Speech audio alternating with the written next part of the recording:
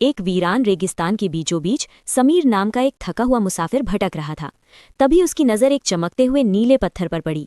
जैसे ही उसने उसे छुआ, पत्थर से एक धुंधली आकृति उभरी और बोली, मैं तुम्हारी कोई भी एक इच्छा पूरी कर सकती हूँ, लेकिन याद रहे, जो तुम मांगोगे वो तुम्हारे सबसे बड़े दुश्मन को दोगुना मिलेगा। समीर सोच में पड़ गया। अगर वो अपार धन मांगता तो उसके दुश्मन के पास उससे दोगुना धन हो जाता। अगर वो महल मांगता तो दुश्मन को 2 महल मिलते। ईर्ष्या और लालच के बीच समीर का दिमाग घूमने लगा। उसने पूरी रात सोचा कि ऐसी क्या चीज मांगी जाए जिससे उसका भला हो और दुश्मन का नुकसान। सुबह होते ही उसने कहा, मुझे एक ऐसी खिड़की दो जिससे मैं दुनिया की सारी खूबसूरती देख सकूं। आकृति मुस्कुराई और गायब हो गई। समीर के सामने एक जादुई खिड़की आ गई। उसे सुकून मिला, लेकिन तभी उसे ख्याल आया कि उसके दुश्मन के पास ऐसी 2 खिड़कियां होंगी।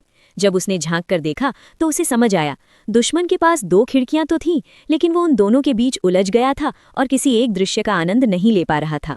समीर को समझ आया कि खुशी दूसरों की कमी में नहीं बल्कि अपनी संतुष्टि में है।